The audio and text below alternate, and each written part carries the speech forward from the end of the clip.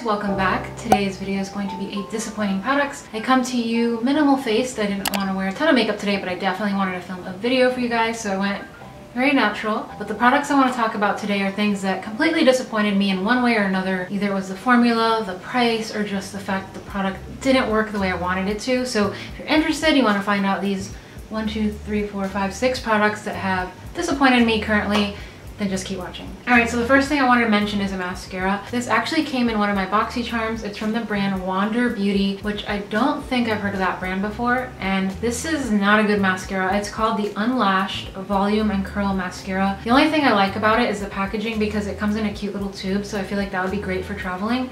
But the wand didn't really blow me away. The formula was very dry, which I found odd because it was brand new. The first time I used it, it was dry. Felt like it didn't separate my lashes, it didn't volumize my lashes, it didn't give me drama, it didn't give me length, it didn't do anything. So I will probably just be tossing this. Another thing I may do is somehow if I could squeeze the product out of here and clean the spoolie brush, I may just keep it as a clean spoolie brush to travel with to kind of comb through my brow hairs or my lashes if I get too clumpy with another mascara. I think that would be a great tool to use it for that reason. But as far as a mascara that's supposed to give you volume and curl, this gave me nothing, so I was disappointed. This next product is a great product. I love the formula. I think it's an amazing beauty makeup item, but the packaging is my issue. I only used this product once and look at what happened.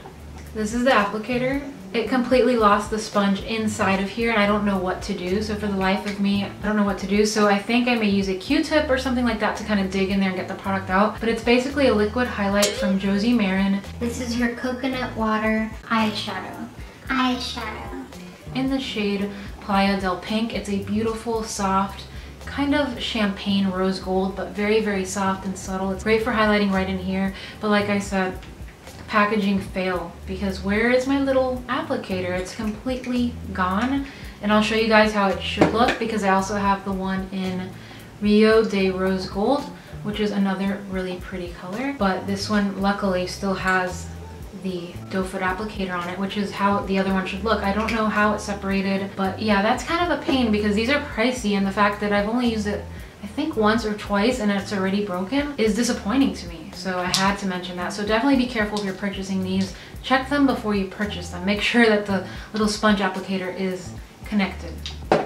So this is another disappointment, and I don't know if I've mentioned it before in a past disappointing products, but I recently tried to play with it again and it's disappointing me again. So I'm gonna have to toss it, get rid of it. It's the Jordana Glow and Go Creamy Strobing Stick. This is in shade 1 Pearl Glow and it looks like a beautiful chubby highlighting kind of crayon stick, but once you go to apply it to your skin, you don't see anything. I feel like it just melts into your skin. It does give you that dewy kind of look, but it's not reflective, it's not too shimmery, it's not too highlighting. I just wasn't impressed with this. And it's disappointing because I also have the Jordana Sculpt and Go Creamy Contour Stick and I love this. It has enough pigmentation, it's very creamy, you can contour with it and it's amazing. So this was just a disappointment to me because it just didn't do anything on the skin. I felt like it wasn't doing anything, and for the $4 price tag, it's definitely affordable enough, but it's definitely a waste of money if it's not going to work for you. I'd rather keep those $4 than, you know, kind of have tossed them into the garbage can because that's how I feel about this product.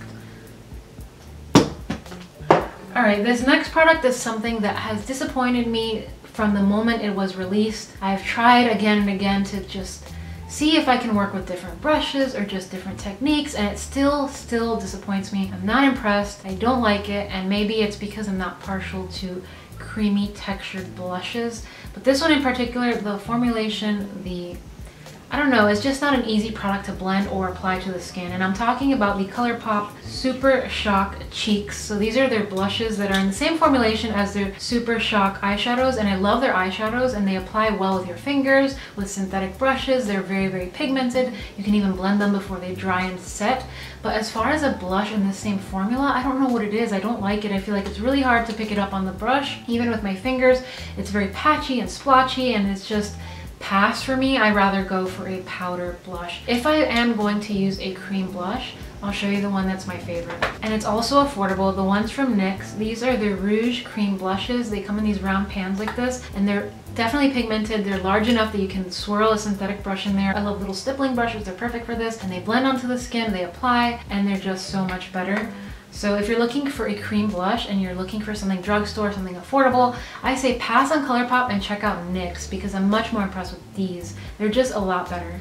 So this next product is a face powder palette. It's from Bare Minerals, and this is their Invisible Light Duo kind of setting and highlighting powder palette concoction. I love the mirror, I love the packaging, it's really pretty, but this matte powder that's supposed to be translucent is translucent. It doesn't give a white cast or anything like that, but I feel as if it looks very powdery and cakey on the skin. It's not necessarily noticeable by its color, like it doesn't show up white, but I feel like you can see that powderiness and it looks cakey, and I just wasn't impressed with that. I've used many setting powders that are translucent from the drugstore in that $4 price range, from NYX, from Catrice, a lot of brands at Ulta that don't look cakey, don't look obvious, and don't look powdery on the skin. This is a pricey palette, and I'm paying for a powder primarily to set my foundation or concealer with, and it's showing up on my skin. I don't get it. It didn't work for me. And then the glowing powder, which is a soft kind of subtle illuminating powder that you can wear all over the face to give you that subtle glow,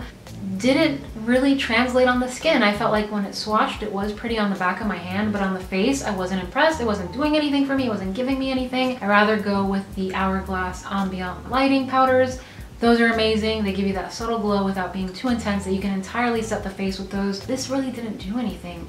I have to say, to sum up this palette, my disappointments are, this is chalky, powdery, and just not finely milled enough, I guess, and this is just non-existent on the skin. So apart from the packaging being beautiful, if I could pop these powders out and put something I like better, that would be fantastic, because I love the sturdy packaging. I love this mirror, but what's inside of it is not worth the money in my personal and humble opinion.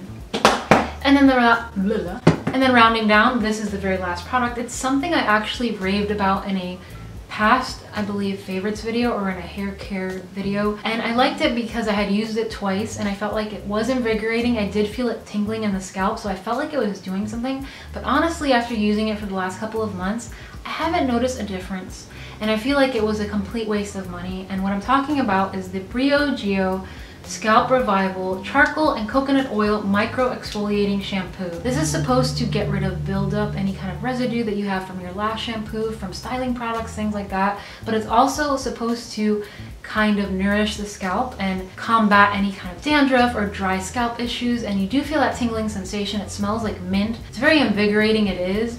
But I don't feel like it really eliminated the dandruff that well. I find that the Head & Shoulders, or the generic version of your local pharmacy or grocery store that carries a Head & Shoulders, you know, kind of a generic version shampoo, does the exact same thing, if not better, for $5 or $6 when this was $40 freaking dollars. I think it was a complete waste of money, and I don't want you guys wasting your money. So if you're kind of dealing with dandruff and dry scalp, go for Head & Shoulders. There isn't much better out there. These things are a gimmick. They're pricey, and they just, I don't know, I wasn't impressed, so I had to let you guys know. That's what I'm here for, to review and share my personal insight, and I felt like this was a big waste of money. So that's it. Hopefully this video was helpful in some way. Thanks for watching. Don't forget to request videos that you want to see below. I'm thinking of doing a roundup of recently found products from the drugstore that have amazed me and impressed me, and I thought I'd share them with you. So far I have 2 products that I'm really loving, so hopefully within the week I will come across a couple more. Let me know any other requests, ideas you may have, of course, down there. Comment, like, subscribe, share, and I'll catch you guys in my next upload. Thanks for spending this Monday morning with me. See you guys next week. Bye guys.